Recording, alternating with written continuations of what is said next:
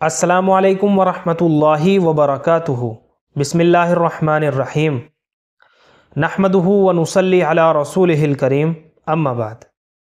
मोहतरम नाज़रीन हज़रात, एक सवाल किया गया है अरीका नाम के ताल्लुक़ से, और सवाल कुछ इस तरह से है, क्या बेटी का नाम अरीका रख सकते हैं? देखिए, अरीका जो है दो तरीके से इस्तेमाल होता है। एक तो छोटे काफ के साथ और अलिफ के साथ अरीका, ये छोटे काफ के साथ है अरीका। इसके माना आते हैं आरास्ता, तकियादार चौकी, सोफ़ा, और इसकी जमा अराइक आती है, आराइक। जैसा कि कुरान करीम के अंदर भी ये लफ्ज़ आया है, इसकी जमा आई है अराइक।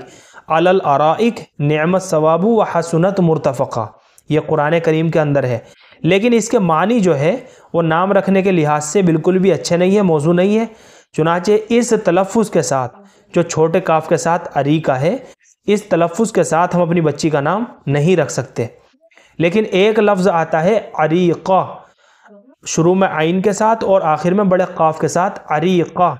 इसके बहुत सारे मानी आते हैं, जिनमें से एक माना है फ़जीलत और शराफत वाले के, फ़जीलत और शराफत।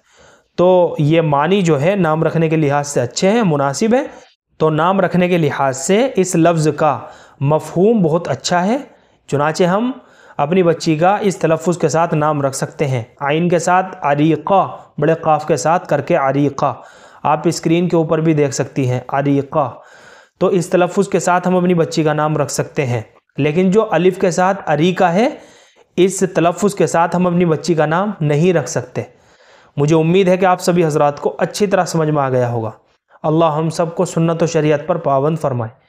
फ़क़त वल्लाहु आलम।